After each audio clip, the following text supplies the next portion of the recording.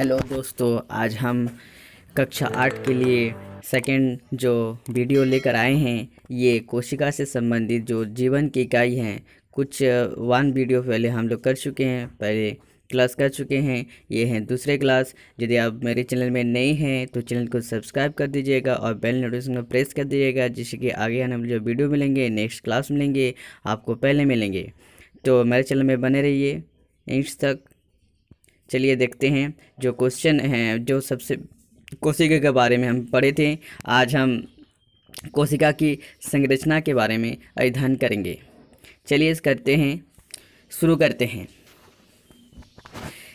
कोशिका की संरचना, आज आकार, प्रकार एवं आकृति के बारे में आज पढ़ेंगे। ठीक है, तो कोशिका है, जो कोशिका हम लोग जानते हैं सबसे छोटी से छोटी इकाई से ये है जो बनी हुई है। हमारे जीव की जितने सारे शरीर है, शरीर जो है ये छोटी से छोटी इकाई से, ये कोशिका जो है इसके द्वारा बना हुआ है। ठीक है, तो कोशिका एक ऐसा इकाई है जो सभी जीवों की संरचना और कार्यात्मक इकाई है। ठीक है, तो कोशिका जो है विभिन्न आकार की होती है। जो कोशिका है, सभी जीव में बात करें, सभी जीवों में जो कोशिका की जो संरचना कैसी होती है। ठीक है, बात करेंगे। जो हम जानते हैं कोशिका की आकार जो कि है 0.1 माइक्रोमीटर से 1 मीटर तक होती है। कितना से होती है? 0.1 माइक्रोमीटर से, ठीक है, 1 मीटर तक होती है। ठीक है, तो माइकोप्लाज्मा की बात करें, जो माइकोप्लाज्मा जो होता है ना, माइकोप्लाज्मा, ठीक है, जो माइकोप्लाज्मा नामक जीवाणु जो है ये कोशिका का आकार सबसे छोटा होता है। ठीक है, यानी सबसे छोटा जो कोशिका है ये माइकोप्लाज्मा में पाया जाता है। ठीक है, तो 0.1 माइक्रोमीटर होता है। इनका साइज से और किसी का साइज छोटा नहीं होता है। ये माइकोप्लाज्मा है जो सबसे छोटी कोशिका होती है, जबकि सबसे बड़ी कोशिका जो कि शुतुरमुर्ग का अंडा होता है, जिसकी लंबाई कितना होता है? 17 सेंटीमीटर तथा चौड़ाई 13 सेंटीमीटर तक होती है। ठीक है, शुतुरमुर्ग, एक शुतुरमुर्ग जो है एक पंछी है, आप लोग जानते हैं। शुतुरमुर्ग जो कि है ना, सबसे बड़े अंडा है, सब देने वाले पंछी है ना, सबसे तेज दौड़ने वाले पंछी भी है। ठीक है, तो ये इसका जो अंडा की लंबाई है, उसके जो लंबाई है कितना होती है? 17 सेंटीमीटर, और जो चौड़ाई है 13 सेंटीमीटर तक होती है। और जो ये मानव शरीर की सबसे लंबी कोशिका तंत्रिका कोशिका होती है। ठीक है, या नार्व सेल जिसको बताया जा रहा है। तो कोशिका जो होती है, मानव जो शरीर है, मानव शरीर के सबसे लंबी है ना कोशिका क्या होती है? नार्व सेल, यानी तंत्रिका कोशिका है, जो 1 मीटर से भी लंबी होती है। ठीक है, तो मनुष्य की जो तंत्रिका कोशिका है सबसे लंबी होती है। ठीक है, तंत्रिका कोशिका। कोशिका अनेक आकृति जैसे गोलाकार, चौकर, बहुभुजाकार, अंडाकार एवं अनियमित आकार की होती है। मतलब कोशिका किसी भी तरह से होती है, गोल होता है या फिर अंडाकार होगा या फिर अनियमित आकार, किसी भी आकार का हो सकता है। ठीक है, जैसे कि अनुमान लगा सकते हैं, ये जो कोशिकाएं दिया गया है, ये रक्त की कोशिकाएं दिया गया, ये वाला तंत्रिका कोशिका दिया गया है। ठीक है, पेशीय कोशिका दिया गया है। तो इस टाइप का आप जान सकते हैं। ठीक है, तो कोशिका ये विभिन्न आकृतियाँ होती है। कोशिका की संख्या की बात करें, कोशिका की जो संख्या होगी, पूर्व कक्षा में हम लोग पढ़ चुके हैं अमीबा के बारे में। आप लोग जानते हैं कि 7 कक्षा में हम लोग पढ़े हैं कि इसके बारे में पढ़े हैं। तो एक कोशिक जीव के बारे में पढ़े हैं, किस प्रकार एक कोशिक जीव अमीबा में भोजन, अंतःग्रहण, पाचन, अवशोषण व उत्सर्जन की सभी क्रियाएं होती है। ये हम लोग 7 कक्षा में पढ़े हैं। ठीक है, साथ ही इसी कोशिकाओं के द्वारा वृद्धि एवं प्रजनन की क्रिया भी संपन्न होती है। मतलब क्या होता है? कोशिका वृद्धि करती रहती है, एक कोशिका से दूसरा कोशिका, है ना, इस तरह से वृद्धि करते रहते हैं। तो ये जो कोशिका, ऐसे कोशिका जो एक कोशिकीय जीव कहलाएंगे। ठीक है, एक जीव, ऐसे जीव जो एक कोशिक जीव कहलाएंगे, जैसे अमीबा। ये जो दिख रहा है चित्र में दिखाया जा रहा है, ये किसका चित्र है? ये जो है अमीबा का चित्र दर्शाया गया है। ठीक है। अमीबा जो केंद्रक यहाँ न्यूक्लियस है, यहाँ से वो अपने जो ये आकृति चेंजिंग बदलते रहते हैं, ये कोई भी भोजन यहाँ पर मान लो आ जाएगा तो वो क्या करेगा, इसको घेर लेगा इस तरह से। ठीक है। कोशिका मतलब इसका आकृति कभी बदलती रहती है, किसी भी तरह से हो सकता है इस तरह से। ठीक है, ये ऐसा हुआ, ये जो कोशिका फिर क्या हुआ, हम इसको बदल भी सकते हैं, जैसे कि हो गया ये हो गया क्या, मान लो ये वाला हो गया, हाँ मान लो इसका इस तरह से, फिर ये घेर लिया, इस तरह से घेर लिया, कोई भोजन आएगा इसको घेर लिया जाएगा। ठीक है, इस तरह से इसकी आकृति बदलती रहती हैं, ठीक, अपने भोजन के लिए। मनुष्य का शरीर तथा दूसरे जंतु जैसे हाथी, लंबे पौधों, ये सभी है ना अरबों खरबों कोशिकाओं से मिलकर बने होते हैं। हाथी बोले, कोई भी जंतु बोले, है ना, बाघ है, शेर हैं, या हिरन है, या फिर बेल है, या कुछ भी जो जंतु बोले, सब जो बहुकोशिक जीवों से बने होते हैं। बहुत सारे अरबों खरबों है ना कोशिकाओं से मिलकर बने होते हैं। ये कोशिका विभिन्न प्रकार आकार आकृति होती है, परंतु इन कोशिकाओं का आकार उनके शरीर के आकार पर निर्भर नहीं करता है। ठीक है, आइए जानेंगे हम लोग इसलिए ऊतक के बारे में। जो है ऊतक कोशिकाओं का समूह जिनकी संरचना, उद्गम और इकाई समान हो, वह मिलकर ऊतक बनाते हैं। ठीक है, ऊतक कैसे बनते हैं, ऊतक जो बनी होती है वो किससे बनी होती है, ऊतक जो होगा है ना, जैसे कि ऊतक कोशिकाओं का समूह जिनकी संरचना, उद्गम तथा कार्य समान हो, वह मिलकर ऊतक बनाते हैं। ठीक है, कोई भी कोशिका होगा उसका कार्य जो क्या होते हैं, समान होती है, या दो से अधिक ऊतक सम्मिलित होकर अंगों का निर्माण करते हैं।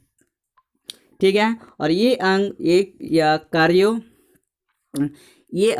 या अधिक कार्यों को संपादित करते हैं। शरीर के सभी अंग मिलकर जीवन संबंधित सभी क्रियाओं का संपूर्ण करते हैं।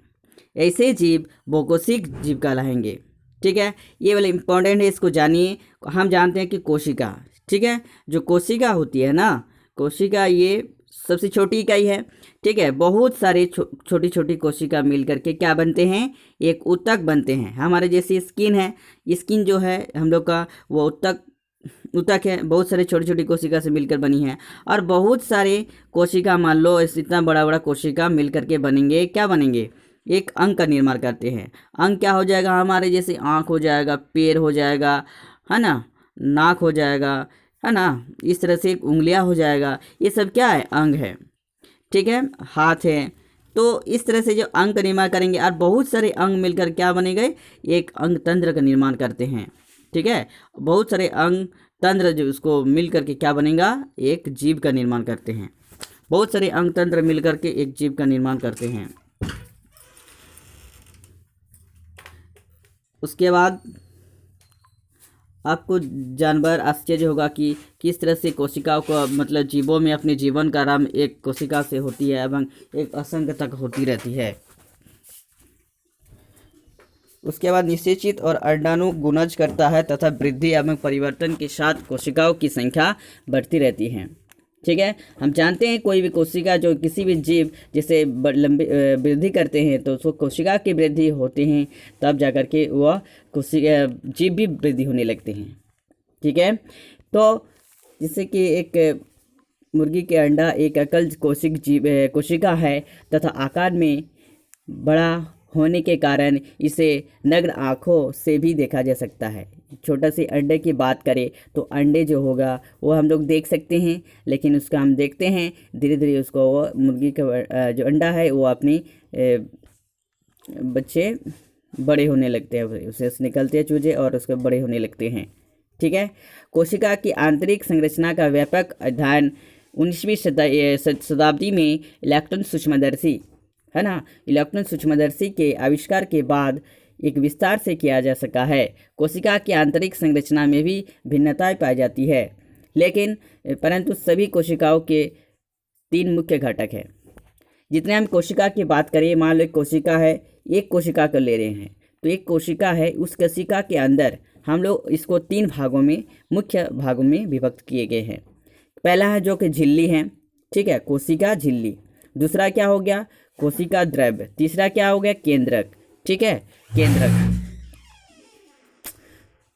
तीसरा क्या हो गया, केंद्रक हो गया है। कोशिका झिल्ली जो कि बाहरी परत में होती है, और कोशिका द्रव जो होती है क्या होती है, केंद्रक बीच में होते हैं, है ना। ये कोशिका हुआ, पूरा भाग को कोशिका बोलेंगे, और ये जो साइड में बोलेंगे कोशिका झिल्ली, इसको बताएंगे, ठीक है। और केंद्रक के बीच में, केंद्रक और बीच कोशिका झिल्ली के बीच के भागों को क्या बोलेंगे, कोशिका द्रव। ये जो अंदर में रहेंगे ये क्या है, कोशिका द्रव। केंद्रक बीच में है और इधर साइड में क्या है, कोशिका द्रव है। तो इसमें कोशिका द्रव है और केंद्रक बीच में है। तो कोशिका का सबसे बाहरी आवरण, जो कोशिका का सबसे बाहरी आवरण जो घेरा होता है उसको कोशिका झिल्ली कहते हैं। जो अभी बताए, कोशिका जो है, जैसे मान लो कोशिका है, ये कोशिका है, तो इसके जो बाहरी आवरण है घिरा हुआ है उसको क्या कहेंगे, कोशिका झिल्ली कहेंगे। तो कोशिका झिल्ली की बात करें, कोशिका झिल्ली जंतु कोशिका में ही होते हैं, है ना। कोशिका जो झिल्ली जो जंतु कोशिका में पाया जाता है। कोशिका झिल्ली एवं केंद्रक के बीच के भाग को कोशिका द्रव कहते हैं। मतलब एक केंद्रक मान लीजिए, और कोशिका झिल्ली और केंद्रक के बीच के भाग कौन हो गया, ये वाला भाग हो रहा है, तो ये वाला भाग को क्या कहेंगे, कोशिका द्रव। और जिसमें कोशिका अंगक होते हैं, क्या होते हैं, जिसमें ये किसमें कोशिका का अंग होते हैं, ये बीच में क्या पाया जाएगा, कोशिका का भी अंग होगा, ठीक है। चलिए एक एक करके बारे में जानते हैं, कोशिका झिल्ली के बारे में अच्छी तरह से। चलिए इसको हम लोग इंग्लिश में सेल मेम्ब्रेन्स भी कहते हैं, कोशिका झिल्ली को। कोशिका झिल्ली जंतु में पाई जाने वाली सबसे बाहरी परत है, जबकि पौधों में इस झिल्ली के बाहर एक और मोटी परत पाई जाती है जिसे कोशिका झिल्ली कहते हैं, कोशिका झिल्ली कहते हैं, ठीक है, कोशिका झिल्ली कहते हैं, कोशिका झिल्ली कहते हैं। तो कोशिका झिल्ली जंतु में पाए जाने वाले सबसे बाहरी परत, जबकि पौधों में इस झिल्ली के बाहर एक मोटी परत पाई जाती है जिसे हम लोग कोशिका भित्ति कहते हैं, यानी सेल वॉल कहते हैं। मान लो पौधे हैं, तो पौधे के जो छाले जो पाए जाते हैं, ठीक है, उसकी बाहरी परत जो होती है ना, कोशिका भित्ति से बनी होती है, ठीक है। तो इसमें से कुछ क्वेश्चंस हैं, इसमें बताया जा रहा है कोशिका भित्ति पौधों में क्या कार्य करती है। कोशिका जो भित्ति है, हम लोग जानते हैं जो कोशिका भित्ति होती है यह बाहरी से अंदर आंतरिक सुरक्षा प्रदान करती है, ठीक है, क्योंकि कोशिका जो भित्ति होती हैं वह बाहरी आघातों से भी बचाते हैं, ठीक है, और उसको मजबूत भी रखते हैं, है ना, कड़ा भी प्रदान करते हैं। उसके बाद है किस पौधों में पाई जाती है, ठीक है, ये जो होगा। अभी कोशिका झिल्ली के कार्य के बारे में जानेंगे। कोशिका झिल्ली के कार्य, कोशिका झिल्ली जिसे प्लाज्मा झिल्ली भी कहते हैं, ये आप याद रखिएगा कि कोशिका झिल्ली को हम लोग प्लाज्मा झिल्ली के नाम से भी और जानते हैं, ठीक है। इसके दूसरे नाम मान लीजिए प्लाज्मा झिल्ली है। उसके बाद सरंध्र, है ना, सरंध्र,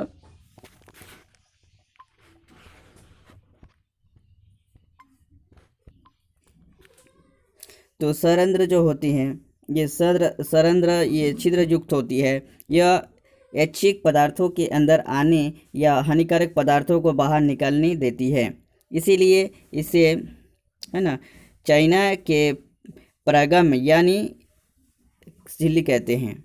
इसीलिए ये क्या होता है, इसको परागम झिल्ली के नाम से भी जानते हैं। इसके निम्न कार्य है, क्या क्या कार्य है।